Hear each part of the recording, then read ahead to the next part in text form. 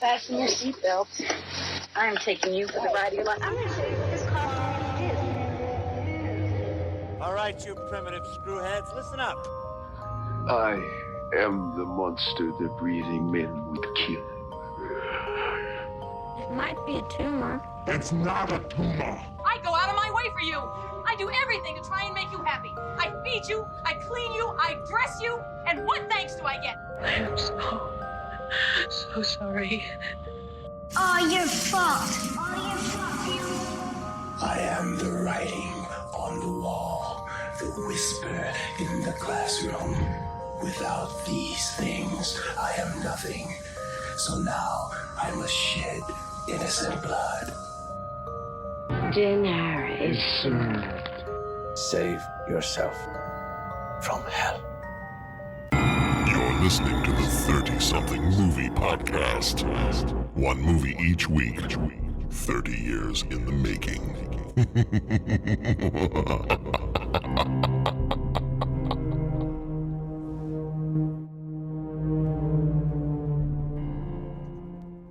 Bo, Pat, it's October. Whoop, whoop. Oh, Dang, where did that time go? as soon as we get to break out the Halloween stuff, I get so excited. That's awesome. So That's excited. awesome. That intro was amazing, John. You outdid yourself as always. Why, thank you. No, I have so much fun. You guys know, I love horror movies. I love the scary stuff. And growing up, like we were talking the other day with my family, and one of my mom's favorite traditions, she said, was Halloween. I was like, okay, well, I know where I get it from. Right. She was talking about when we lived over in England for a few years, they don't, at least in the area that we were, they didn't quite trick or treat the same way we do here in America. And so I think my American family might have scared the neighbors the first year when we started going like door to door and asking for candy. It creeped out the neighbors just a little bit, and they were a little confused. Okay. Hey, trick or treat. What? What? No. But then my mom, like the next year, she's like, fine. Fine. I'll do it myself. So we had a big party at our house, and we got to invite a bunch of friends, and she put together decorations and games and all kinds of other stuff. And so we're just like, you know what? The Americans, we're going to do this the right way. So we always had big Halloween parties at our house. Cool. It's a good, very, very, very fun times. I have a lot of memories actually of family getting all together, because that was also my grandmother's birthday was October 31st. So a lot of times we'd get together with the whole family and do kind of a joint Halloween birthday party kind of thing. So it was always awesome. Always a big time for family to get together. That's cool. That's cool. It's been a little while, guys. It's been a minute. We actually took off, so the recordings kept going. So anybody listening to the show, you kept getting your episode every week. But we took a couple weeks off from recording. We had kind of stacked some things up a little bit, so got a chance to take a little break at the busy start of the school year here. And so it's been a little bit since I've seen you. It has been. It's good to be back on the pod together. It is. And it used to be that I'd see you guys all the time or bump into you all the time, but life, gets crazy, gets different. And I mean, my gosh, we could all be working on opposite ends of the country on the continent, and we'd probably see each other more than how things have been. So this is always very fun time. It's very good to see you guys. I guess that's what I'm trying to say, long and short of it. Yeah. Random question, just because I was wondering this the other day. My sister's dog would completely refuse to wear any kind of Halloween costume. I haven't tried it on my dog. Do you think either of your pets would be willing to wear a Halloween costume if you tried it? No, my cats would Not at all. revenge against you. Okay. I don't know. Doodle's he's kind of a free, he's down there at my feet. Yeah. He's kind of a free spirit. So I don't know whether he'd push it off, or I don't know what he would do, to be completely honest with you. Might not be compliant enough to. I think he'd do whatever the heck he darn well pleased. Okay. And it's hard to predict whatever the heck he darn well pleases. Toby he's not, what do I want to say? Well, like my sister's dog, if she tried to and she has tried to put costumes on her, and the dog will just like tear stuff off immediately. When we've tried like with Christmas sweaters and things like that to put those on Toby, like he complies, but then he kind of just sits there and looks at us like, why? Mm-hmm. Why did you do this to me? Mm-hmm. I'm like, it's okay. And then eventually he'll get up and he'll walk around and he'll be fine. So I don't know. He might. Yeah. I don't know if I'm going to try it or not. If I found just the right costume, maybe I would. Right. But all right. Well, very, very quickly, we spoil here. We're going to talk freely. We spoil. So just be warned. This is your only warning. And visit our website, 30podcast.com, where you can leave a rating, leave a voicemail, become a co-executive producer via Patreon. We've got a lot of really good stuff going on over there at the Patreon, extra bonus episodes and all kinds of things. So head over there if you want to. Any level of support there on Patreon helps keep the show going and then helps improve the show over time and gets you access to all that fun bonus content that's over there. We got a full episode each month and a couple of short episodes each month over there for our co-executive producers. And thank you so much to those co-executive producers who are supporting us each and every month over there. It really means a lot to us. So thank you so much for that. Yeah, thanks, everybody. Yeah, that's pretty cool stuff. Gents, do you remember what Halloween costume you wore in October of 1992? We're about to jump in the DeLorean and go back in time. I'm curious if you remember what were you for Halloween? 92. In 92. That's tough. Do you remember? I might have been in the black T-shirt that said, "This is my Halloween costume phase." Okay. Yeah, I might have been there. I might have been there. I was just about to turn 12. I think I might have been an alien, not like the movie Alien, but like my mom had made me an alien costume, like a spaceman from Mars kind of costume. Really? Yeah, that's pretty cool. That's pretty cool. It was either that or it was a ninja. Okay, I don't remember which one. That might have been right around when. No, that was when we were in high school.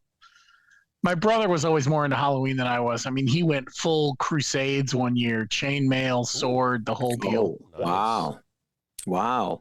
Yeah, but he would have been too young for that, so that couldn't have been 92. Okay. Gosh, I have no idea. We were good. We, being only 2 years apart, we played well together. So we often would go as two Teenage Mutant Ninja Turtles. One was one was the other, or two Ghostbusters, or whatever. Yeah. So it's possible we did that. Did you go as the Blues Brothers? No, but we should have. That would have been easy. That would have been good. Yeah. We also did a couple of I don't think we did this one, but this is the example that popped into my head, Claw versus Inspector Gadget. We did a couple of those over the years. Oh, nice.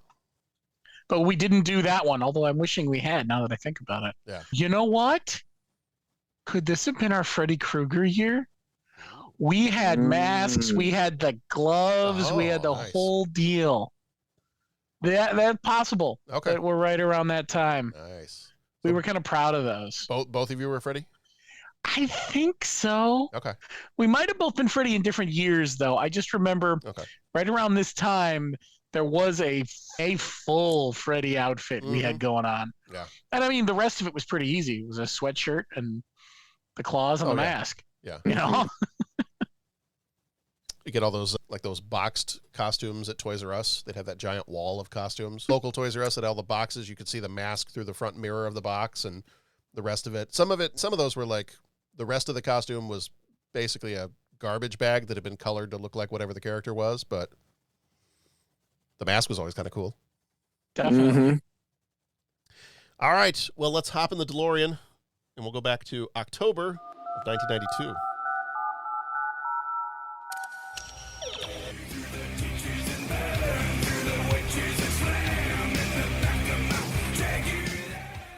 My calculations are correct.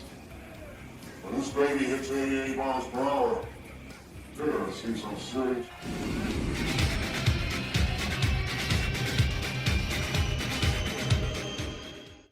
All right. Some top news stories from October 1992. October 8th, 1992. A video game is released by Midway Games. It is one of the more violent games. Oh, John. Anybody want to finish my news here and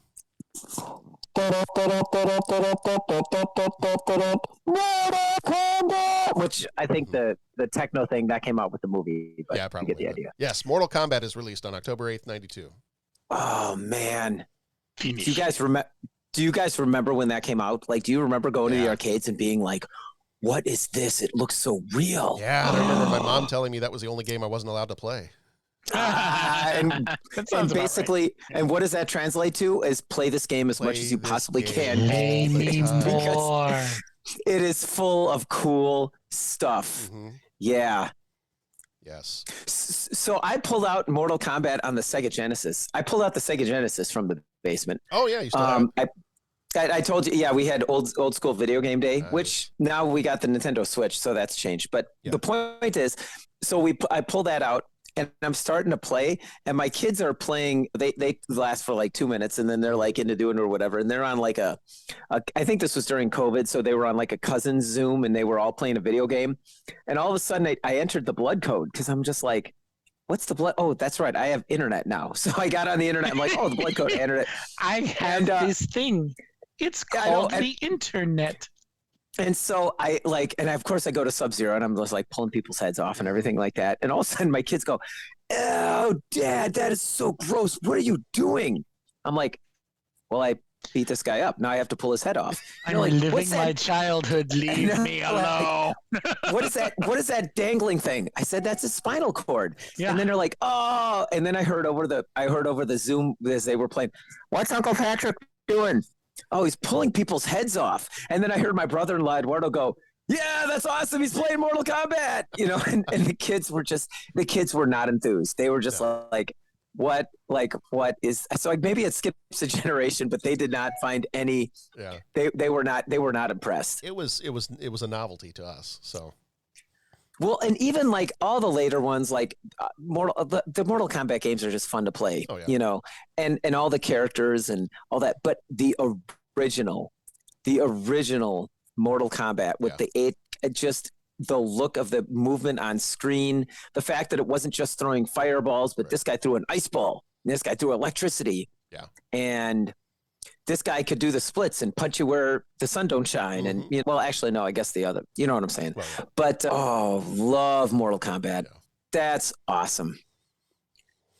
So that was October 8th. October 31st, the Roman Catholic Church apologizes for its treatment of Italian astronomer Galileo Galilei after 359 years. About freaking time. So better late than never, I guess. Yeah, yeah. So let's see. One of the only birth that I put on here, there were more than this, but October 11th, 1992 was Cardi B was born. Oh. In New York City, New York. That makes me feel old. Yeah, no kidding. Deaths, October 6th, Denholm Elliott, the English actor from Raiders of the Lost Ark, died at age 70. And October 25th, Roger Miller, the American country music singer, King of the Road, and Dang Me, dies at 56. Some of the sports news, October 11th, Deion Sanders played for the Atlanta Falcons and the Atlanta Braves, both NFL and baseball. I remember that. Is there anybody currently that's playing more than one sport? No. I don't think so. It's funny because you see it like you start to see it all over the place. You see it specializing even at the lower levels. Right. People aren't even playing 3 sports anymore. It's nuts.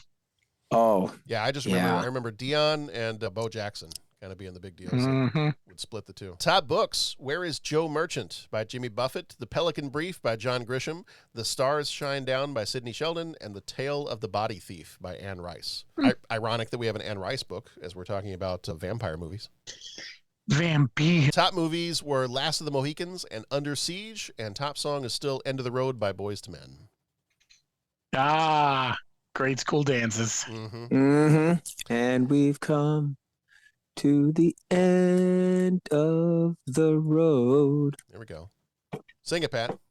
No, Pat's gonna stop there because I don't even know if I know. It's gonna be bad. That's the end of the road for Pat. That's the end of the road. Okay, all right. I did ask my kids because both of my kids have gone to dances recently, and I did ask them if they still play Cotton Eye Joe as much as they used to.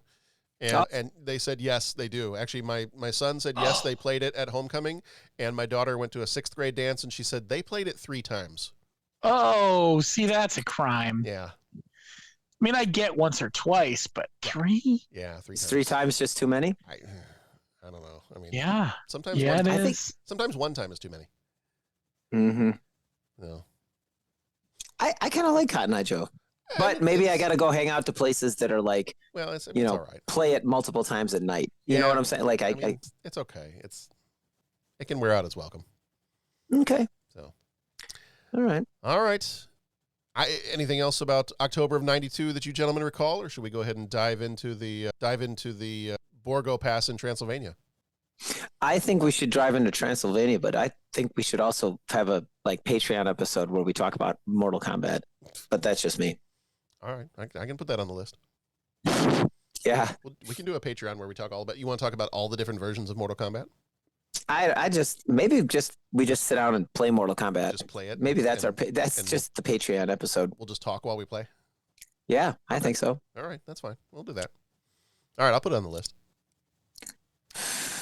All right. Well, our episode this time around is Bram Stoker's Dracula. Release date was 13th of November, 1992. So kind of funny that they just missed the whole Halloween thing right there. Like, you'd think maybe they would have maybe hurried it up just a little bit and finished it a couple of weeks early, but that's all right. So it came out on November 13th, 1992, rated R. Runtime of 2 hours and 8 minutes, directed by Francis Ford Coppola, who also did The Godfather and The Outsiders. Written by, the screenplay was not written by Bram Stoker because he died in 1912, but the novel was written by Bram Stoker. Screenplay was written by James V. Hart. Stoker also did a story called The Jewel of Seven Stars, which there was a movie called The Awakening that was based on that. Hart wrote screenplays for Hook and August Rush. Producers were Francis Ford Coppola, Fred Fuchs, and Charles Mulvihill. Coppola did American Graffiti, Apocalypse Now. Fuchs did Don Juan DeMarco, The Rainmaker, and Mulvihill did The Last Samurai and Proof of Life. Music by Wojciech Kilar, who died in 2013. He did The Ninth Gate and The Pianist.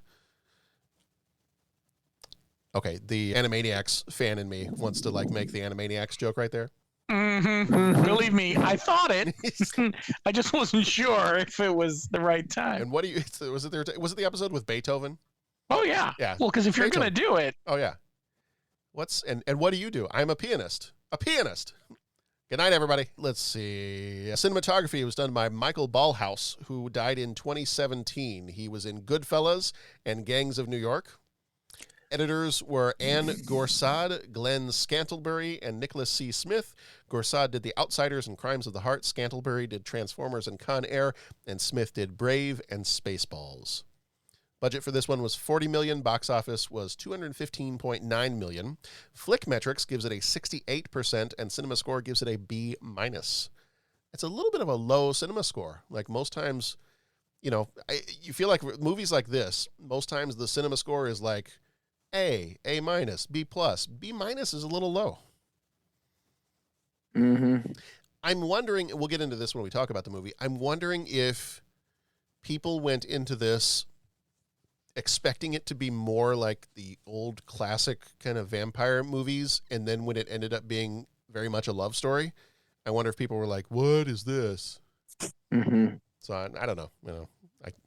I can't explain the cinema score, but we'll talk. Starring Gary Oldman as Dracula, Vlad Dracula.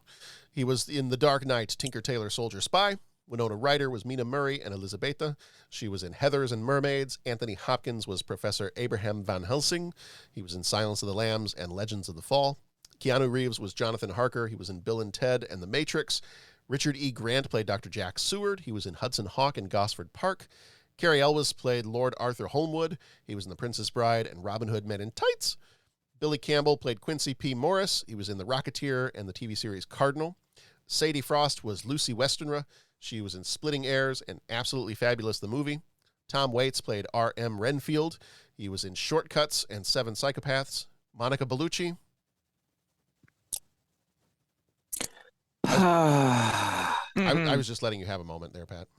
Yeah. Was one of Dracula's brides. Dreamweaver. There we go. Was one of Dracula's brides and was in The Matrix Reloaded, Revolutions, and the TV series Mozart in the Jungle, which I know you enjoyed Mozart in the Jungle there, Pat.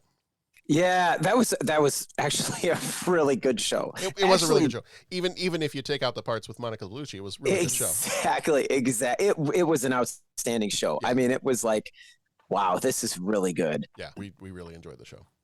Yeah. I had an assistant principal that you loved that show, and whenever he would get sick of things, he would say, "Just cut out the red tape, cut it right out, cut out the red tape. That was like his big quote, which was pretty funny. Like whenever we were trying to get something done and there's something would get in the way, I'd just be like, boss, can we? And he'd just be like, let me guess, you just want to cut the red tape, cut it right out. Yep. So yeah, it's a fun show. Yeah. One of the other brides was Michaela Bercue. She was, in fact, I think this is her only movie. And Florina Kendrick was another one of the brides. She was in another movie called With Criminal Intent.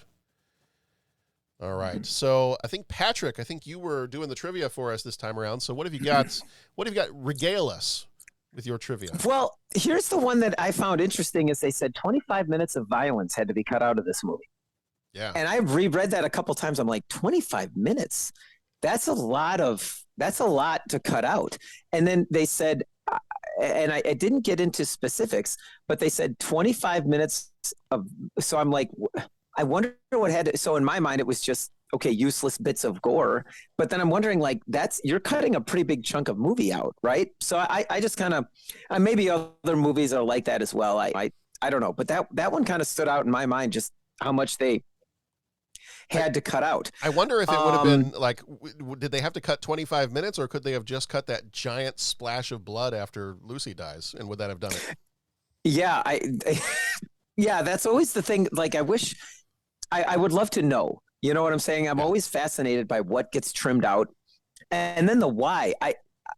I'm actually, as we speak, furiously scrolling through IMDb to see if that was where I found it. Mm-hmm. But the why, was it to try and get it inside of a rating? Was it just, guys, this is too much? I don't know. Yeah. So that was the first one that really stood out. The other one that I found kind of interesting was that Harker and Mina's wedding was shot at a real Greek Orthodox church with a real minister. So they were all talking afterwards that they said, well, legally binding, maybe not, but in one sense, we are kind of like Keanu and I can't think of his name, Joyce Byers are like really married. Winona Ryder, thank you. So they're like, I guess we're really married now because we went through the ceremony in a real church with a real minister. And I guess it was kind of something that they always laugh about. And supposedly, whenever Winona Ryder like messages or sends communication to Keanu, many times she will put like, hello, husband. Yeah. And he gets a kick out of that. So I found that interesting. Yeah. Yeah, I heard about that one too. Yeah. And then the other ones that, well, actually, I'll go in this order. I put here in the Google form that we use to kind of collate our data here is Gary Oldman whispers. I guess there were several scenes where Gary Oldman said or did something to get his fellow actors to elicit the proper emotion. And there's a couple things, and how can I say this in a family-friendly way? I guess in the scene where Dracula first meets Mina on the street, like to get the proper reaction, I guess he had a zucchini, and let's just say he held it in a compromising position so that when she looks back at him, the look that she gives is entirely genuine of what the heck, because he's holding this vegetable in a curious position. So that was one. The second one was that I guess when Dracula, as that one of the Wolfman monsters or whatever, when he's assaulting, for lack of a better word, when he's assaulting Mina's friend, what's her name again?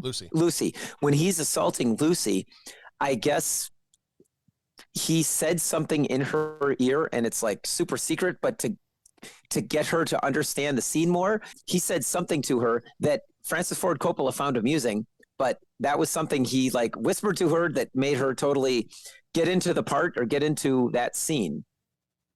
And then when he turns into the bat monster or whatever, and the trio of guys is going after him, I guess they weren't looking scared enough. So again, he went and whispered something in each of their ears, and whatever he said made them have a look of outright terror on their face when he was the bat creature. Because supposedly he thought when he was dressed up like the bat, he wasn't scary enough. So whatever he said, and I couldn't find it anywhere, whatever he said in those guys' ears, like that look of terror was the result. I mean, I'm sorry. If he shows up on set looking like that, I'm going to be terrified. Can someone tell me what kind of a world we live in where a man dressed up as a bat? But yeah, I guess he didn't think he was that scary. Yeah. And to get the appropriate effect, he again had to whisper something super secret into each one of those guys' ears, and Pat, the look of terror. I want to pull back. Genuine. I want to pull back the curtain just a little bit for those listening to the podcast. That before we started recording, I don't know if you said it on purpose or if it was a bit of a slip up. You accidentally said Gary Busey. Oh, yeah, that was a slip up. Instead of Gary Oldman, you said Gary Busey whispered something in their ear. I'm like, well, that could also be terrifying. Lions, the tigers, the bears. Oh my. That would be. That's also a very different. If Dracula was played by Gary Busey, that's a very different movie. Yes, that would be a. You have different degrees. You've got the Dracula played by Gary Oldman. You've got the Dracula played by Gary Busey. We could have the Dracula played by Gary Coleman. That's entirely different. There's no words. Yeah. There are no words to describe that. Dracula played by Gary Coleman is bite size. The only other bit of trivia that I found, and this one we could talk about for the entire ep, is that the use of practical effects in this movie. I guess that the only thing were the blue flames that appeared. Flames on the side of my face. On the side of my castle. Were the only added or edited visual, I guess, CGI type effects. I don't know if it was CGI, but that kind of effect. Mm-hmm. Everything else, and I mean, I could go down the list, but I mean, it's just tons of it. Everything they did in the movie was either a nod to an earlier Dracula movie or a nod to the cinematography of an earlier Dracula movie or whatever it was. But I mean, it was all practical visual effects. I mean, like when Lucy is sitting down in the coffin, they film it in reverse so it looks more eerie. When they do the thing where he's shaving Keanu and, there's no reflection in the mirror. They did it with, I think they said this is a trick as old as movies themselves. They didn't have a mirror. It was like a piece of glass and they used a body double and just all these things to practically give the movie its feel, and boy, it just had a unique feel. I'm trying to see if I forgot everything. The reflection in the mirror. I forgot. A professional magician was consulted to create the effects of the brides rising out of the bed. Which, again, I would be fascinated to hear what they. Well, you thought that scene was magic. What they did and what they said. Oh, I thought that scene was magic. All right. Yes, but that was for other reasons. Mm-hmm. Do you believe in magic? The final one I wanted to say that was awesome was the shaving scene. The set walls were slowly closing in to give the scene a more claustrophobic feel. Mm. Yeah. Which I just thought was like now I want to go back after reading this, and the list goes on. And so I encourage any of our viewers to go check it out because it was like on the IMDb, and I found other websites that had it, like when it goes down and lists all the practical effects, and this is a nod to this technique in movies, and this is a nod to this Dracula movie. I mean, it seems like the movie was just put together with such attention to detail. Just fascinating. So those were some of the trivias that I found in my research of this movie. Yeah. One of the things that I thought was kind of cool too was, I think Francis Ford Coppola talked about it, that he wanted to treat it as if physics does not work properly when the vampire is around. Like there were several instances of he wanted to film things where water would drip upside down or shadows would not work properly. Like they have all the scenes where Dracula, his shadow moves, but then all of a sudden he's across the room. Right. Or he's climbing up the wall, or the filming backwards of Lucy climbing back into her coffin and things like that. And I thought that was really cool too. So after I read that and watched it this time, I read that before rewatching it this time because I've seen this movie a ton. It was fun to kind of watch and pay close attention to all that stuff too. That like every time Dracula's nearby, physics is not quite working the way that it should. That's very cool. That's very cool. All right. Well, I have the trailer here for it, but before then, we'll give you a quick synopsis of the movie. Oh, go ahead. John, real quick before you jump in, I just found it. The 25 minutes of gore that had to be cut was because of preview audiences. I just found it. They said that I guess they showed it and preview audiences found it too bloody, so they had to cut out 25 minutes of gore and blood. Which again, I'm thinking that's why I was so struck by it. I'm like, 25 minutes is a long time. And that's not just like plot development points or I'm just like 25 minutes of gore and blood. Like what was in there? Do you know what I'm saying? Like I want, like, did they expand scenes? Was it a whole scene? Like what? Could we have made a trade and cut 15 minutes of gore and blood and 10 minutes of Keanu's dialogue? Yeah, this was back in the weird Keanu phase. Like, I know he's weird, period, but like, there's been a resurgence of Keanu in the John Wick era, for lack of a better term. Well, and supposedly he had just finished a couple of movies back to back, and I guess when he got to this one, he's like, I didn't have any energy for this one. Yeah. Like, oh, okay. This is definitely in his odd phase for sure. Yeah. You know, his blue period, if you will. The blue flame? Yeah, I know he and the critics agreed in that. Like, they both didn't like, what he did. Yeah. Oh, last trivia thing I was going to mention here, too, before we go to the synopsis and the trailer, is Gary Oldman. I thought this was interesting. Gary Oldman and Winona Ryder did not get along on set. Yeah. I'm like, well, that's interesting, because the whole idea is that they're supposed to be, but I mean, I guess that kind of builds the tension in too, that they're supposed to be in love with each other, but at the same time, she's torn because she also loves Jonathan. And so I guess it worked out pretty well, but yeah, I thought that was kind of interesting. They just did not get along at all. Might have been because of the zucchini. It might have been because of the zucchini. That's right. Well, you know what? I remember hearing that, and I wanted to look up how big of an age difference is there? Oh, probably quite a bit. I mean, are they like, yeah, okay. That does, because that changes. It makes it a little bit less dramatic and meaningful if he was doing the whole zucchini thing when he says the line, I have crossed oceans of time to find you or to be with you or something like that. If he's doing that just out of frame while he says that line, because that line is so iconic. Like, well, okay. Right. Yeah.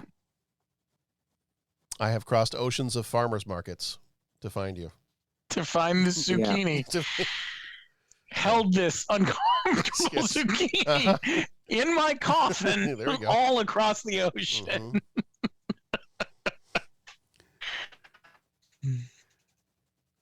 Yeah. Welcome to my produce farm. All of the vegetables are white. Okay, total sidebar because we're talking about vampires and white vegetables. Of course. Did you as a kid read the Bunnicula books? Yeah, long time ago. Yeah. Yeah.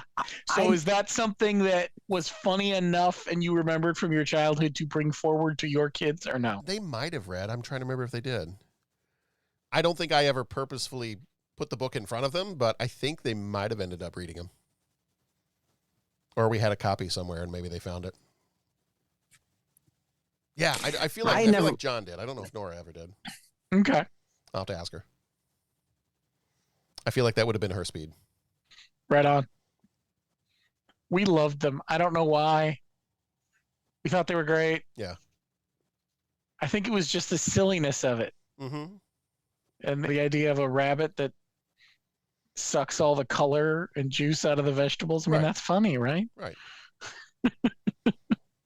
It's in the Universal Children's Monsters universe. You've got that. Totally. Frankenweenie. Yeah. Yes, exactly. Yeah. All right. Well, our synopsis for this one: in a world where Vlad and Elisabeta were lovers, separated by death, he'll cross oceans of time to find her. Unfortunately for Vlad, her new husband and his gang of misfits might have something to say about that. I decided to go cheerful for that one. That's awesome.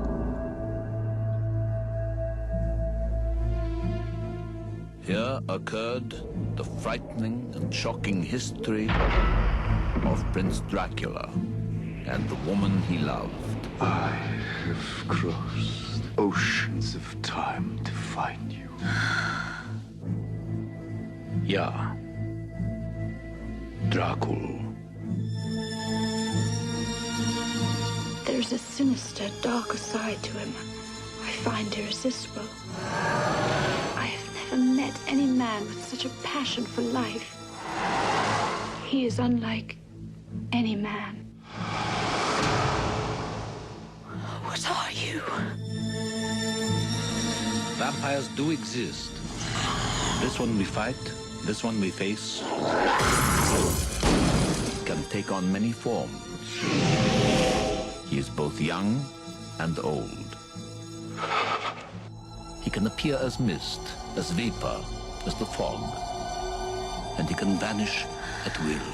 My love. The power of his evil desire has no end. You've got to go to him. And you've got to love him. She is a willing recruit and devoted disciple. She is the devil's concubine. Join me in eternal life.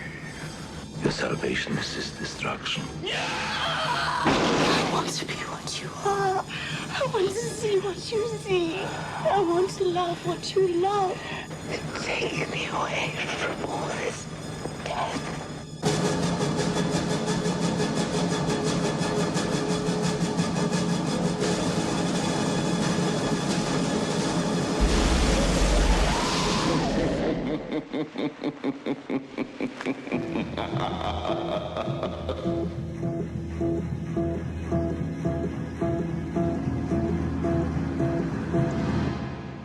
Make no mistake, he must be stopped.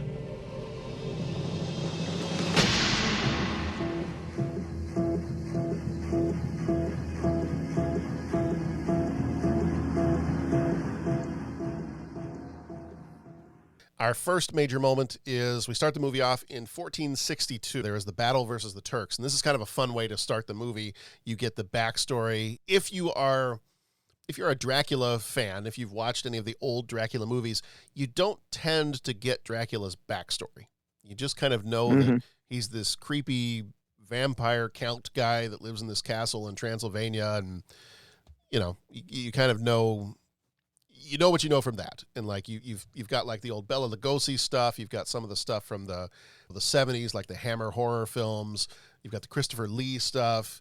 You've got all those, but you don't really ever get kind of a backstory as to why he was the way that he was. And this is where it kind of brings in some of those legends of like Vlad the Impaler and that stuff, and really kind of gives it a tragic love story twist to the movie that really, as far as I can tell, as far as I remember, there really is not that twist on the Dracula story in any of the other iterations of the character. Yes, I agree. And are we going to get into like first reactions and everything later? I want to be careful I don't expand too much. But yes, and I remember when this movie came out, I remember that was like a big component of what everyone was talking about was, wow, this is the Dracula you haven't seen before. And I got to tell you, one of the most impactful things in that early scene in the movie was his red armor. Like I always thought that was so cool. Yeah. Yes. I felt they didn't use that enough. I don't know where else they could have used it, but it was just so cool looking. Yeah. Yeah, it was cool armor. The sword was cool. And I'll tell you, watching this movie over and over again actually kind of got me a little hooked on vampires there for a while, and just wanting to find out more about the mythology and the history and all that. And this was about the time, so it would have been 94-ish, 95-ish, is probably not too long after I saw it, because I was too young to have obviously seen it in the theater, but I think I probably saw it around about 94 or 95 sometime. And it kind of got me hooked on the whole Dracula story and vampires and all that, to the point where when we were about to move, we had been living in Missouri. We were about to move up to Chicago. My dad had come up here first to try to look for a house and all of that. So we actually ended up he had an apartment because he had been working in Chicago for almost a year while we stayed down in Missouri to finish school. And so he had an apartment in downtown Chicago within walking distance of Michigan Avenue and the Hancock Building and all that. There used to be a big Borders bookstore that was right across the way from the, and I loved, it was a 10-minute walk from my dad's apartment. And that summer, for several weeks, we came and we stayed with him in his apartment while we would look in the suburbs for a place to live. And I remember I was just old enough that my parents were like, Yeah, that's fine. You go, if you want to go walk around the city, you go walk around the city. Just come back, and didn't have any cell phones, but walk around, come back at a certain time and have fun. So half the time I would walk down to that Borders and I would just sit and I would just pick up books and I'd read them while I'm sitting there in the Borders. And I remember going down and just spending an entire 2 weeks in their section of vampire books, because I just wanted to know more about the history of the vampire stories and the myths and legends and all that. And I had myself convinced that, you know what, I'm going to write my own sequel to Dracula. So I started to sit down and try to write my own Dracula sequel. And it was probably a big steaming piece of crap, because I don't think I have it. I think I got so frustrated with it at one point. I was like, this is so stupid. I think I might have thrown it away, but I actually had at least 150 pages written by the time that summer was done. So I kind of wish I'd kept it now. I wish I'd kept it now, because I'd be kind of curious to see just how bad it is, but man, that's pretty cool though. That's right. Especially as you went into writing and all that kind of thing. Yeah. And that's cool. I did my research too. I looked up all kinds of stuff, and I was building in the legends of vampires and how they came to be, and all the folklore surrounding them. And yeah, so this movie kind of got me really fascinated about that, and kind of got me on that path for a while. Very cool. Very cool. So yeah, this opening part, this establishes the whole tragedy of the movie, that it is that he was a knight that was fighting for the church and defending the church from the Turks. And then through a series of events, his wife believes that he's killed in battle. She commits suicide. He is then told... Very Romeo and Juliet of them. Very Romeo and Juliet. He is then told that because she committed suicide, that she will be cursed and damned. And so he will not be able to see her in eternity. So he decides, well, if she's not going to be there, then I don't plan on being there either. I turn my back on all of this. I renounce God, and has that scene where he stabs his sword into the cross and the blood starts coming out, and very, very dramatic scenes there at the beginning. But then that kind of establishes for us an explanation as to, well, how did Dracula get this way? Because I don't think we ever really had an explanation in the past for how did Dracula become Dracula, or at least not one that I recall. So then we kind of jump ahead a little bit to 1897. It's about 400 years later. Jonathan Harker is on his way to Transylvania because someone else from his company went to Transylvania to try to close this real estate deal. His name was Renfield, and he done gone insane while he was there. So, of course, it's super exciting to be the second guy after the first guy goes insane, trying to do a real estate deal with some count in a really far-off land. But, yeah. Some red flags there. Some potential pitfalls. Just a little bit.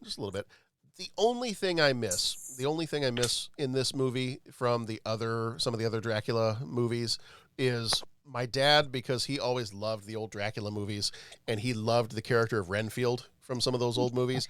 Yeah. He had the very distinctive laugh. And so sometimes my dad would do the Renfield laugh. Kind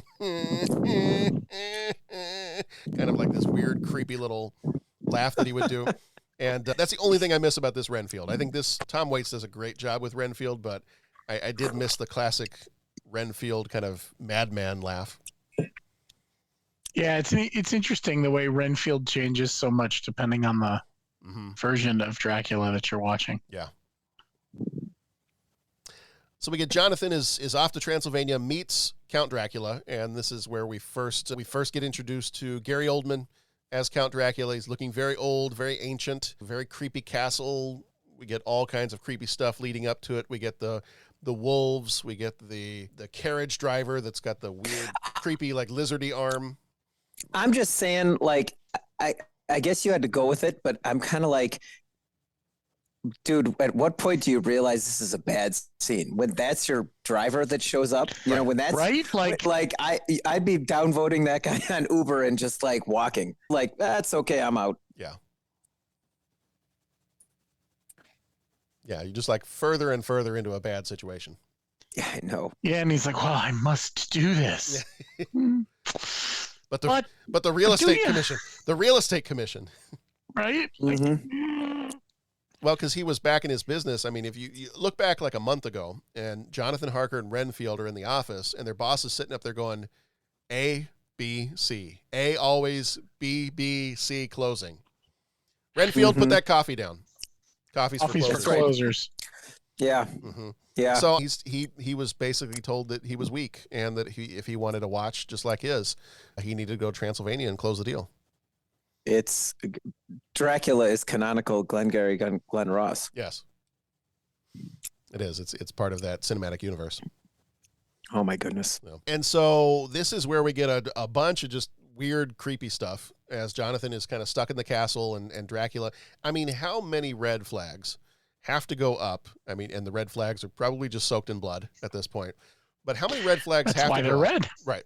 How many red flags have to go up is when the old creepy count guy's like, I want you to write letters to your family telling them that you will stay with me. And it's like, no, I think I'm okay. Unlimited power. That's all I could see when I think of him. I'm just like, what are we doing here? Yeah. But I'm just going to say, as a not frequent watcher of horror, it's interesting to kind of really experience all this for the first time and see that, like, just the way Transylvania is displayed, like the red skies. It looks like you're going into the 9th ring of hell. You know, I mean, that there's all these red flags that we kind of ignore, that our main characters ignore. And so is this supposed to be realistic, Dracula? Like, why is he tolerating the weird, creepy arm guy? Like, why are these things just, you know, where I would recoil because that stuff doesn't exist, supposedly doesn't exist in the real world. How come they're okay with it, right? You know, if you were in Lord of the Rings, then supernatural type things would be happening all the time. But this, do you get what I'm saying? Like, it's not like the characters are living in a supernatural world before all this stuff starts happening. Right. So I just find that, and I'm not passing judgment at all, but I just find that interesting that that's what's happening, that there's all these things, but he's going to stay. Do you know what I'm saying? Yeah. I think it's fitting of the original novel. It's kind of fitting of the time that the original was written in, and kind of like maybe it's kind of along the lines of how nobody ever figures out that Clark Kent is Superman. Sure. Because you're just not like, you see it and in your brain, you're just like, yeah, that couldn't have happened. Right. Like that doesn't make sense. Guys climbing down a wall. Yeah.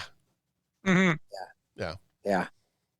Okay. Wasn't that one of the scenes in the old 1966 Batman movie where like Batman and Robin are climbing up the wall, and some guy kind of looks out the... They open up the window. No, I'm thinking of Superman. When he's standing on the glass, and the guy falls, going down, you know, that whole thing, and then he catches the guy, and then he turns and takes him down, and the guy turns around, looks out the window, and he goes, nah. Yeah. Yeah. Maybe it's just that. Maybe it's just you don't expect 3 half-naked vampire women to come climbing up out of the sheets, and so you don't question it. Right, and I'm not in any way judging the movie or saying that as a criticism. It's just an interesting. Well, world. You're not going to criticize that part of the movie either. I mean, I'm not going to criticize that. No, but Dreamweaver.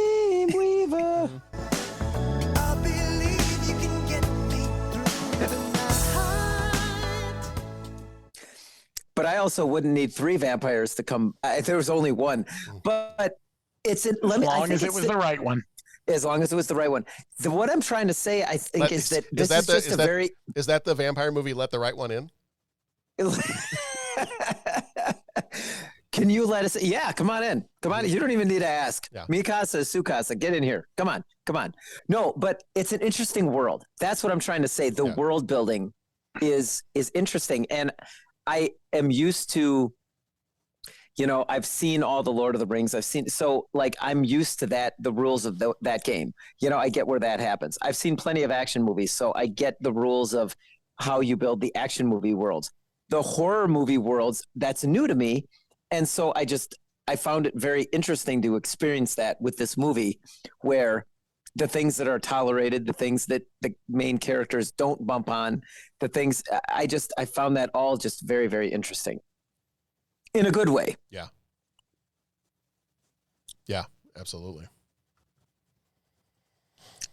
All right, so we kind of cut ahead. So Jonathan is starting to be kind of driven insane, much like his predecessor Renfield, while he's there at the castle, knows that he's trapped, basically, and is being constantly drained of blood by these 3 vampire women so that he can't escape. In the meantime, Count Dracula has closed this deal in London. And it's a bummer. He is, yeah, I can it's see. A bummer, man. I can see you're disappointed. I know it. It just sucks. Well. Oh, hey now. Yep. Anyway, continuing on. So Dracula has closed this really. Hey, look, I am trying to. You know what? I'm trying to pull a George Lucas here. You're trying to talk about things that are interesting. I'm trying to make this political. Okay, so can I continue to talk about my real estate deal here? Okay, plowing ahead. Okay.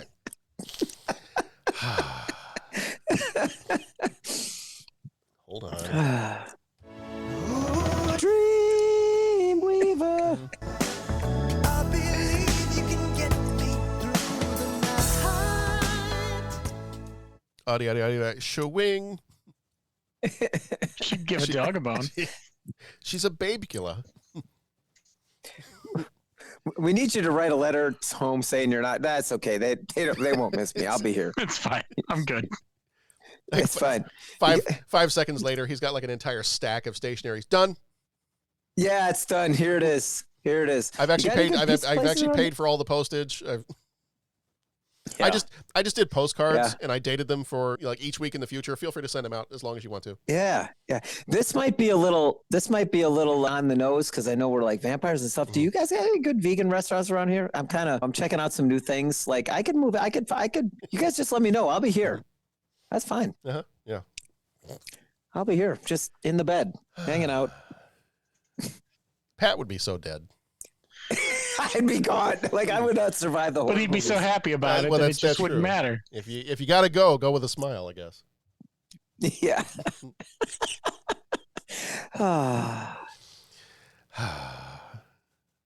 Well, so from one scene to another, which just there's so much about this movie that because I saw it at a fairly young age, I was probably about 13 when I first saw this, that there were many scenes in this movie that were of interest. You saw this at 13? I bet you had some questions. To an impressionable young John. I had some questions after this. I'm calling this next major moment the Werewolves of London scene where Lucy ends up in the garden with the werewolf man. And all I can say is, "Ow!" Mm-hmm. Yeah, this was not the 1931 Dracula that I was used to. Mm-mm. So there were some surprises here. So needless to say, one of the other things, and you talked about the practical effects early on, is the makeup. Good Lord Almighty. Mm-hmm. The makeup in this movie and all the different iterations of Dracula, from when he's creepy, like massive forehead Gary Oldman Dracula in Transylvania, to when he's creepy long-haired Dracula in his casket in the crate on the ship, to when he's Wolfman Dracula, to the Bat Dracula, to all the different iterations of Dracula and the makeup that goes along with it. But we get to the scene where he has made landfall and he's in London now. We've been introduced to Mina and her friend Lucy, and we have the scenes in which he has been manipulating or entering Lucy's dreams and kind of coercing her to come outside so that he can drain her of blood, and that's he's kind of rejuvenating himself, shall we say. Mm-hmm. So he does, and kind of during that time too, that's when he first meets Mina in downtown London. He is much younger at this point. He's clearly some new blood has been good for him, so he's much younger looking. He meets Mina, and he immediately recognizes her as his lost love, Elisabeta. And from that point on, he kind of realizes what it is he has to do now. And I don't know. I mean, I think it's kind of explained at one point that the reason why he's coming to London in the first place, like he doesn't know she's there. It's kind of a surprise that he meets her there. I think the idea was just to, I don't know, maybe to come to a new world and continue to do his vampire thing and spread the vampireness, or I don't know. It doesn't really, I don't know that they really go into why he's doing that in the first place. Why hang out in Transylvania for 400 years and then all of a sudden decide to go to London? And I'm trying to remember if it ever explains in the book too, like why he does, other than just wanting to come to a new country and start fresh and there's fresh new blood and all that. Yeah, there's the MacGuffin of his real estate holdings. He's been buying up enough where he can gain a foothold there. I don't know if that's necessarily as important as I'm making it out to be, but I felt, and you touched on this, so I'm gonna go ahead and put this in here. I felt many times. Okay, let me back up. Many times I've seen the movie after reading the book with a lot of stuff, and whenever I remember, there's times that I'll read the book, then I see the movie, then I'm always kind of like let down because the movie isn't quite what the book was, kind of thing. Yeah. And I'm always left with the question, like, boy, I just wonder, the movie seemed to leave out so much. If you hadn't read the book, would the movie make as much sense? And 99 times out of 100, I've always read the book first, so I don't get a chance to kind of put that theory to the test. This seems to be that one time out of 100 that I haven't read Dracula. And that was one thing, and I won't even call it like a knock on the movie because I really enjoyed the film. But that's one thing that I'm wondering about this is there a lot of things that were explained in the book that maybe were left out of the movie? Because there were things that came up like, okay, why is he buying stuff up in London? Okay, I can put two and two together and realize that the vampire ladies are draining him of blood, but it just seemed like there was some stuff that maybe wasn't fully explained. Or why did this happen? Or why is this person doing this? Okay, now there's a narrator voice with a very scientific tone. Is someone doing a study on vampires? If you go ahead. If you go read the book is, and I love the book, but the book is a little dry because it's written as a series of letters. It's like, it's almost written as if we've collected the evidence of here's what happened and here's all the journal entries and here's the letters and it's very much written in that way. Sure. And a lot of it is kind of describing, and they do a decent job of it in the movie, but the visuals and everything is kind of describing the travel that Jonathan goes through and the strangeness as he travels away from London, away from quote unquote civilization, out to this exotic location.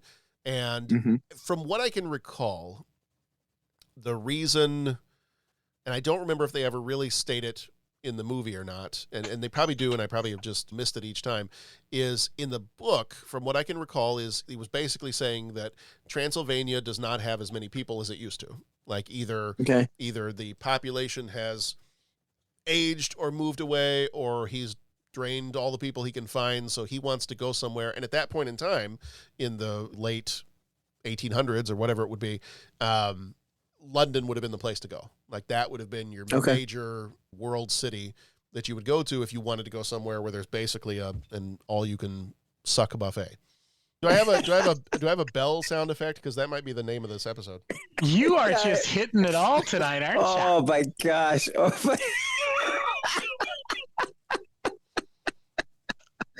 Oh my God. It's kind of impressive when you think about it. It's an impressive feat. That's okay. We haven't even got to the part where I was going to start singing a song here in a minute. Must we?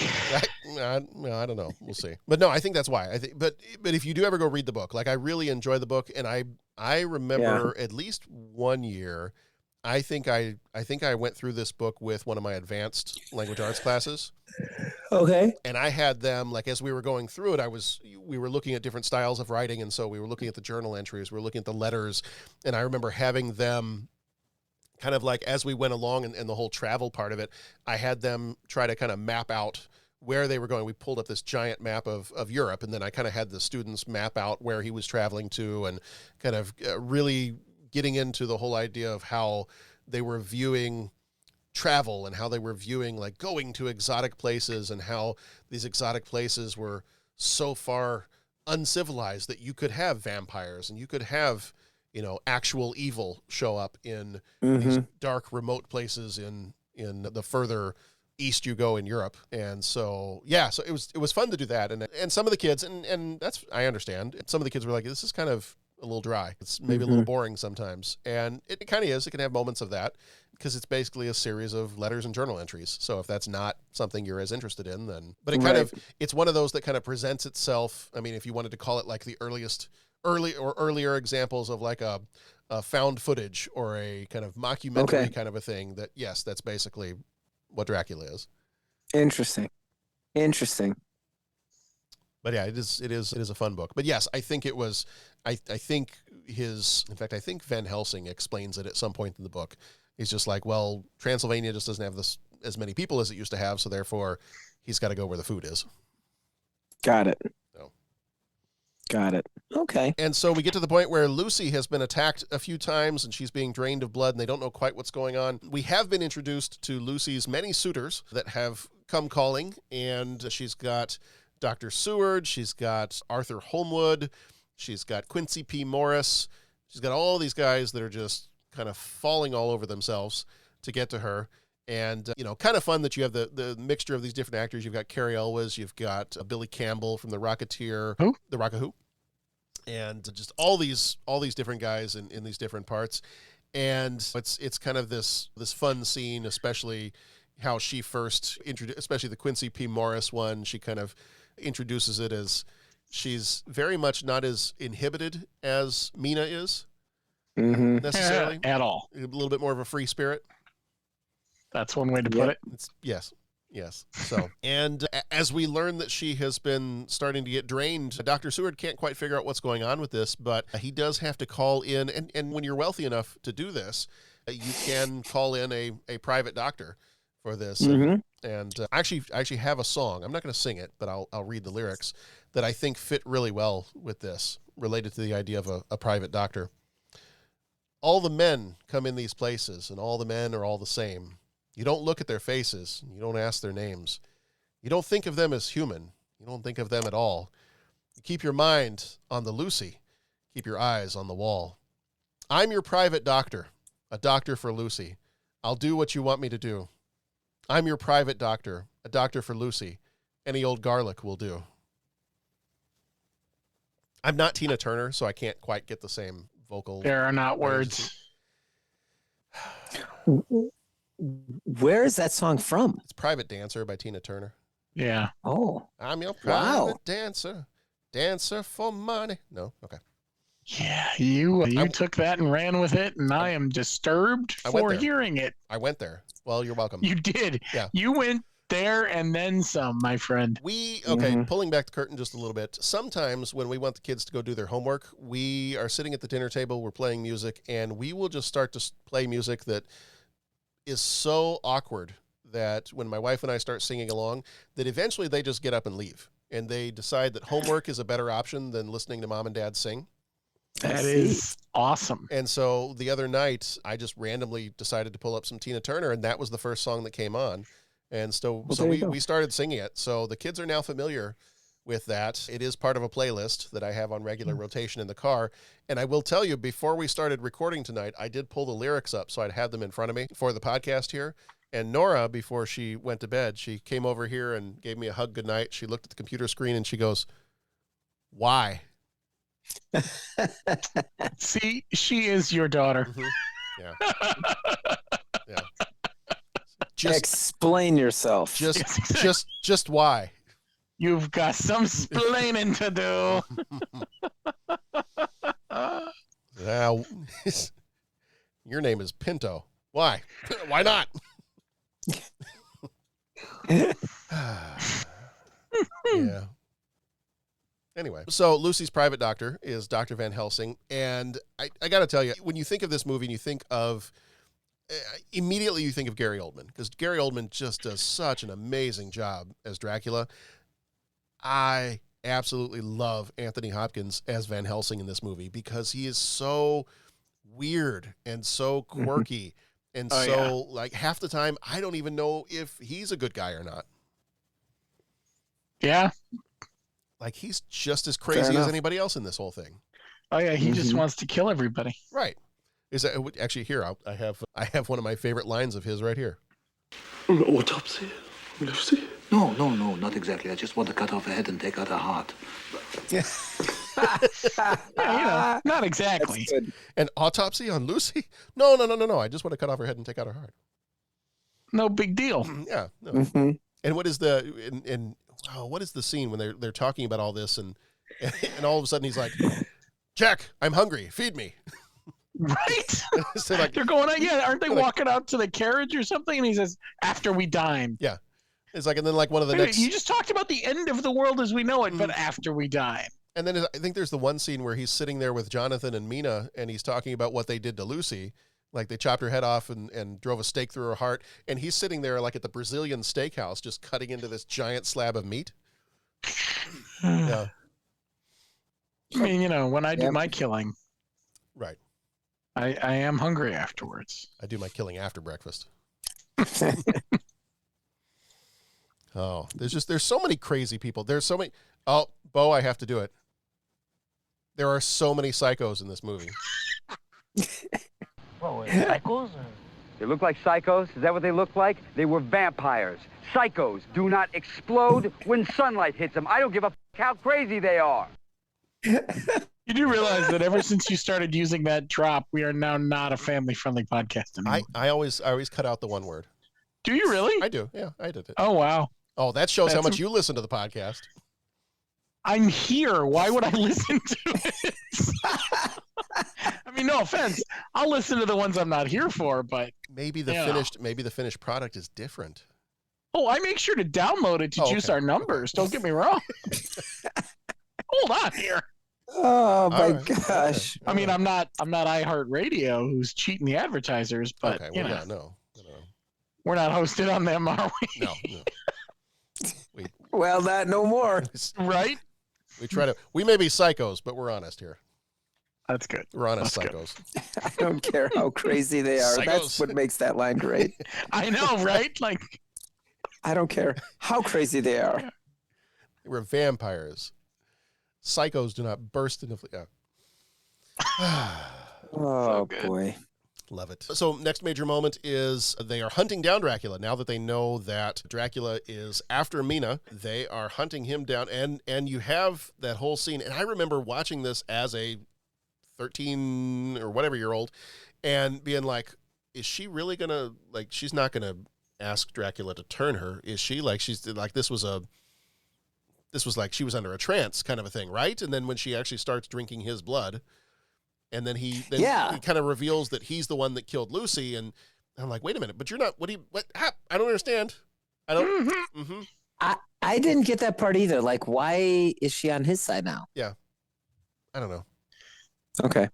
Well, it's the draw of her long lost love, right? I mean, okay. I guess at some point she starts to feel that pull, whether it's. At least that's what they're trying to have us understand, I believe. Right. Well, as the trailer taught us, love never dies. Right. Indeed. Yeah. Right. That's a giant cat paw. It is a giant cat paw.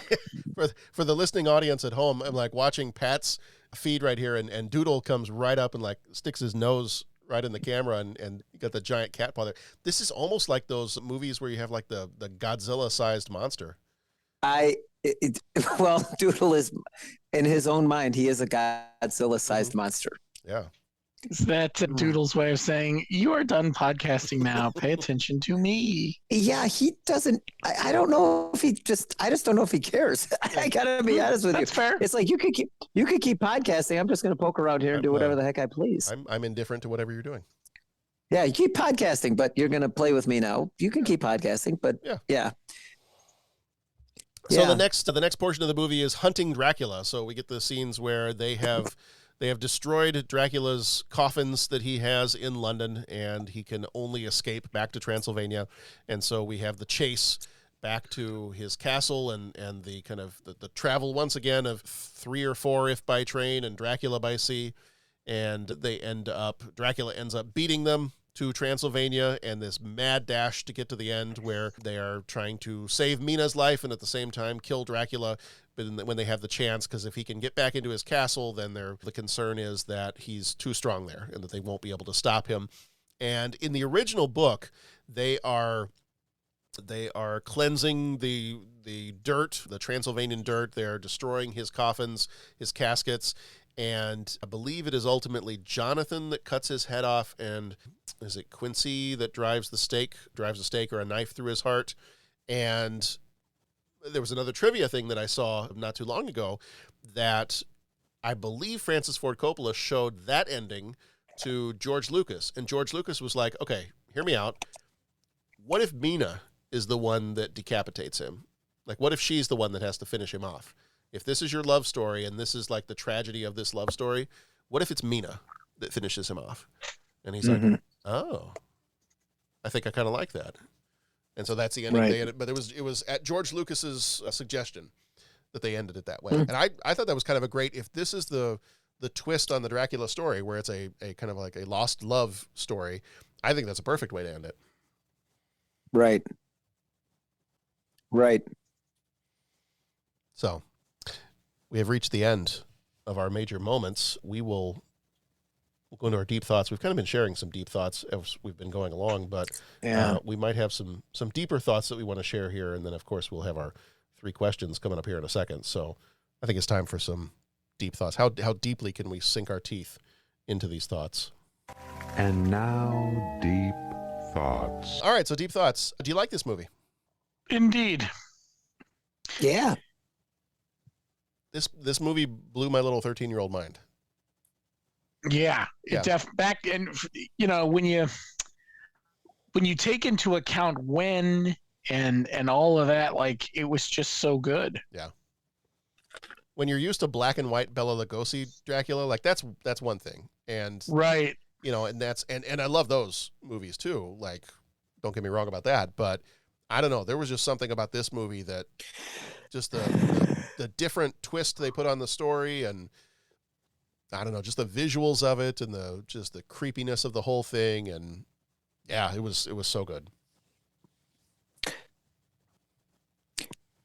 I just recently saw it for this podcast. I'd never seen it before. Really?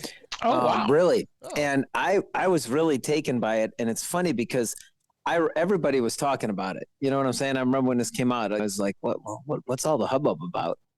And I mean, like, the scary movie thing never really appealed to me that much. So I just kind of was like, I had no interest in seeing it. And then I saw it for our show, and it's pretty incredible, and it holds up so well. Probably a testament to practical effects, and just the various ways that they shot the movie. I mean, it's an incredible story, and it's just chock full of talented actors. And yeah, I really liked it. Yeah, I think just between the way the movie is stylized, like all of the different, like I said, the practical effects, but just the different costumes, the colors, the creatures, everything about this movie is just, I think it just hits, well, everything about this movie except for a couple of the acting performances hit just perfectly. So this is one of my favorite vampire / Dracula stories. Yeah. So you said, now, did you just say that all except for some of the acting? Are you saying like Keanu's kind of fell a little bit there for you? Yeah. I mean, there's moments where Winona Ryder, Keanu, I'm trying to think if there were a couple of the other ones. Yeah. Some of them were there were moments where it was a little forced. Okay. Yeah. Keanu especially. But I mean, he's already admitted that this is like one of his worst performances. Okay. And he already said, he's like, I was in so many movies in 1991 that by the time I got to this one, I just didn't have it. Got it. So I was looking at something, and it actually was, because I made the comment about, well, why didn't they release this on like Halloween? Like, why didn't they get this closer to Halloween and then bring it out then? Because apparently it was going to get released in the summertime, and they pushed it back to November, apparently to coincide with the release with the 95th anniversary of the original novel. Oh. So that's why they chose the November date. All right, that makes sense. Yeah. What's the line? It's a reason. Yeah. I don't know if it's a good reason, but it's a reason. Right. All right. We kind of talked a lot about some of our deeper thoughts about this one as we went along. Do you have anything else about this movie that you needed to share with the folks at home before we jump into our 3 questions? I'm good. Yeah. It's a great movie. All right. It is time for some spooky 3 questions. He asks each traveler 5 questions. Well, were they psychos? Or? We all go a little mad sometimes. Quid pro quo. I tell you things, you tell me things. I'm not interrupting anything, am I? You look deep in thought.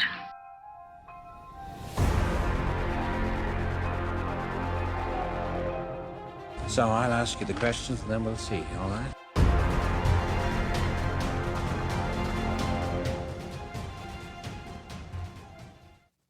All right. Spooky 3 questions. Question number 1, and 3 questions this time. Thank you to Pat for creating our 3 questions for this one. Question number 1. When shaving, do you go with the blade, the electric trimmers, or the straight edge? If Gary Oldman is drunk and trying to shave me, I'm not going with a straight edge. Let's put it that way. That's true. Because apparently he was drunk during that scene. Oh, God. So, no thank you. I tend to go with just like the straight up, like the normal razor blade. Safety razor? Yep, safety razor. I have some electric trimmers. I use them from time to time. I don't find that I get a close enough shave with those as I do with the other ones. So I've never done the straight edge thing. I don't think I tend to slice myself up enough using the quote unquote safety razor. So I'm not sure the straight edge would be for me. I agree. I stick to the electric most of the time when I'm trimming my beard, and then if I'm going clean shaven, which it's been a few years, I would go with regular old safety razor. Yeah, that I'm about the same. I'm about the same thing. I just carve just when I go against the grain to get and then I got all the little nicks and all that kind of stuff in there, and then I grab, if I have any of that, some aftershave, just something to kind of do it. Or sometimes I'll just grab hand sanitizer and just go, and all that kind of thing, just to get it all. The Home Alone thing. Pull the Home Alone thing, but I remember there was a barber shop I went to. Then they'd cut they'd give you the straight razor. Okay, and, you really got to trust somebody getting that close to you with one of those things. Man, I'll tell you what. You feel like your hair's standing up on end, just thinking about it. So. Would you, if you knew that you had somebody that would do it well and do it right, would you go to a barber shop and have that done? Oh yeah, once in a while, that would be so amazing. Okay. I don't know. Jury's out for me. Okay. But my hair grows back so fast it's like, you know what I'm saying? Yeah. That'd be my excuse, is that I don't know if you want to do it like 2 days before a wedding, that sort of thing. Right. All right. Question number 2. What is your sketchiest taxi/Uber ride? This is inspired, by the way, by that creepy dude that picked Keanu up when he first showed up in Transylvania. Yeah. Indeed. Were you going to jump in there? Do you have something right off the top of your head? I didn't. I'm thinking about all the times I've had to jump in a cab, and I'm sure there were some. I think the sketchiest one I can think of, we had all been out very, very late, and it was very, very late, and it was the only cab we could get, and 2 of us passed out. 2 of the people who I was with passed out on the way home because it was late, and yeah, it was just weird. Like, you know how you're in the cab and you feel like there's no way it should take this long, man. Suddenly the doors lock. Yeah, right. Yeah. But nothing I remember well because, well, as I've said, it was late in the evening. Right. The only one I can think of is, like, the only one that was kind of even like a little scary was one of the times we went to Italy, and we took a cab. I think it was from the airport to our hotel, and the only reason it was scary was just because this guy was driving. I mean, it felt like he was driving like 90 miles an hour in the middle of the city. I think this would have been maybe our trip to Milan. Yeah, it might have been Milan. And I felt like he was driving like 90 miles an hour. And of course, there's motorcycles all over the place. It was busy in the middle of the day. And he's looking back and talking to us instead of looking at the road in front of him. And so we're trying to okay, just please look at the road. Just look at the road. Just look at it. And it was driving. He must have known the roads so very well that he felt like he was okay doing that. But it just, I think we were white knuckle in the back seat the entire time during that taxi ride. Well, see, you said Milan. He thought you said Le Mans. And, Yes. It just lost in translation somewhere. Yes. Mm-hmm. That's funny. So yeah, that'd be mine, definitely. It's funny. I came up with the question, and it means that I got to have a really great story, and I really don't. I've never had any sketchy rides. I mean, like a couple that, like you said, are kind of the hold on. Let me get a new sound drop in here. Pat just rejected his own question. I have rejected myself. But I'll tell you, the funniest one was that, and it was kind of like you have to get from the third person perspective. We were in Italy. My sister had been living there for a while, so she knew all the ins and outs, and we were all doing something, and then she set us up in a taxi, getting us back to our hotel. And Tammy and I get in there, and they drops it off. She's speaking Italian to the guy, and they're like, okay, you're going to go this way, get him back to the, yep, I got it. And then he took off in the complete other direction. And it was like after this whole buildup, and we got in there, and it was like, yep. And we looking at the map, and my sister's like, okay, no, you're going this way. We paid the guy. Everything is set. You should be good. Fine. And then all of a sudden he took off in the absolute other direction. And she was like, I was standing there in the corner like, oh my God, what just happened? And so she ran back in and started ringing. And this was back before cell phones and all that kind of stuff. Yeah. And so she's back like calling our hotel and trying to did you guys make it? What happened? Where did you go? And we were describing, she's like, why the heck did he go that way? And it was one of those, and we didn't know any better. We were just like, okay, we're just going to see, we're checking out Florence. But yeah, that was about the sketchiest, kind of the one, and it wasn't sketchy, but it was the most nerve-wracking one, but only for my sister, just because the people that she was tasked with getting back safely to the hotel took off in the opposite direction. Yeah. I can see how that would frighten someone. Yeah. All right. And the last of our 3 questions. What is your favorite scary bed scene in a movie? Exorcist. That's a good one. First thing I thought of when I read that, I was like, oh. I did have to go confirm that she was in bed during that scene, but she was. Oh, yeah. Oh, yeah. Oh, yeah. Because I don't know if I've ever shared this one. My mom and dad, I'm trying to think, they wouldn't have been married for very long, but they went to go see that movie. And I don't know if it was that night or if it was a little bit later. My mom, I think, was getting ready for bed. She was in the bathroom, brushing her teeth, everything else. And my dad, I guess, slid under the bed. And when she came back and crawled into bed, he lifted it up and started shaking it. I don't know. That is awesome. I don't know how I was ever born. I was going to say, no joke. Yeah. But I always remember them telling that story, and I was like, oh, that's like a whole other level of awesomeness that I will never repeat because I enjoy being married. Yeah. Yeah. Yeah. We would read the story in the newspaper the next day. Yeah. Lake Forest man. Mm-hmm. Found. Yeah. Wrapped in bed sheet with a note. He deserved it. Mm-hmm. He knows what he did. Mm-hmm. Finally took it too far. Yeah, exactly. Yes, that's it right there. Mm-hmm. Oh my goodness. Oh my goodness. Oh gosh. Yeah. Well, there are some really good scenes, like either something creepy in somebody's bedroom, or because you've got Exorcist. That's one of the perfect ones. Pat, I don't want to steal yours. Did you say yours yet? I have not. Go for it though. Okay.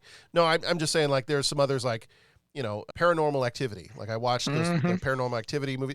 Those movies creep me out anyway. Like, any of the ones that are pretending to be found footage kind of stuff, like, I get a little extra creeped out with some of those. That you get the scene in Poltergeist, in the bedroom with the closet and all that. And we can't forget, there is no Dana. Yes. Only Zur. Yeah, that one's mine. That one's mine. Is that what yours is? There we go. See, I almost didn't want to go with that one because I hear nothing ever happens in that room. What a crime. What a crime. That one's a tough one because it's kind of played for laughs. Oh, yeah, but it's still good. But, oh, yeah. Yeah. Yeah. No, that's totally acceptable. And then I always think of Misery, because Misery is such a great movie. And Oh, yeah. Good one. have you guys seen, and I'm trying to remember if it was on Netflix or somewhere else, have you seen the new version of Gerald's Game? Okay, so it's a Stephen King story. Okay. And how do I describe this in a family-friendly way? There's a couple that goes off to this remote cabin in the woods, and they are going to enjoy each other's company. Mm-hmm. And the wife is restrained and unable to remove herself, and then the husband has a heart attack and dies. Okay. Oh. And the rest of the movie is her trying to get herself out, but there's also like this, almost like this rabid dog that shows up somehow, and like there's of course there's all kinds of like creepiness that happens. So it's not like a supernatural like horror movie kind of a deal, but it's definitely like a thriller suspense kind of a thing. Yeah. I think it was one of the actresses from The Haunting of Hill House, if you watch that on Netflix at all. Oh, okay, sure. But it was pretty good. Like there was a stretch of time where I remember I watched that. I watched the movie Hush, the one where I think it might actually be one of the other actresses from Haunting of Hill House, where she is deaf and has the person that's trying to break into her house and kill her. That was a really good one too. But so that's all that to say that one occurs obviously in a bed as well. I think I have to go with Glenn in Nightmare on Elm Street. Yeah. When he gets sucked in, and then there's much like in this movie, when you have the giant eruption of blood, you have the like Evil Dead 2 levels of blood eruption. Right. So I think I got to go with that one. Yeah. All right. I think that's it for the 3 questions. I think that's it for our first horror movie of the month. And what a good one it was. Like out of the gates with the start. Out of the gates, I can't speak. It's easy for you to say. Oh my gosh! Please edit the last 10 seconds. I have no idea. It's like the children of the night. Yeah, no kidding. I don't know what the heck. Tell me, Mr. Anderson. Patrick Cantagallo, the children of the night. Listen to the music they make, if you can understand it. Did you take your as I was trying to skate? I think I took too much manure. Yeah. Well, what I was trying to say was this was a great way to start, but I think I'm just going to stop. I think I'm just done. I think I'm done now. I'm done. You know, after you take that, if your tongue twistedness lasts for more than 3 hours, please consult a physician. I think so. Mm-hmm. I think so. Yeah. All right. Well, coming up next, we've got for the month of October, we have our Patreon is going to be a comparison between Thing from Another World from 1951, The Thing from 1982, and The Thing from 2011. So very, very excited about that one. Airplane 2 from 1982 is one of our Patreon shorts, and The Secret of Nim from 1982 is another one of our Patreon shorts. Those are for our Patreon co-executive producers. Again, any level of support over there, even if it's just like $1 or $2 a month, you get access to all that stuff, plus all the other past episodes that we've done, and we do some regular stuff over there as well. For our regular episodes this month, after this one, we've got Buffy the Vampire Slayer, it's coming out next week, then Army of Darkness, and Alien 3. So we've got some really, really good stuff coming up for this month in the horror month of October. If you're looking ahead to November, if you want to get a little bit ahead and watch some of these before we talk about them in November, our Patreons will be King of Comedy from 1982, and the Patreon shorts will be Rocky 3 from 1982. And if I can get to the theater and see it, which I'm thinking I probably will, I will do a Patreon short on Black Adam from this year, the new one. And then our regular episodes for November will be Thunderheart, Malcolm X, Unforgiven, Chaplin, and A River Runs Through It. So we've got all kinds of good stuff coming up both this month and next month on the 30-something movie podcast. So as always, gentlemen, thank you so much for being here. Thank you, John. Thank you, John. All right, everybody, be excellent to each other. Go watch some scary movies, and we'll see you back here next time.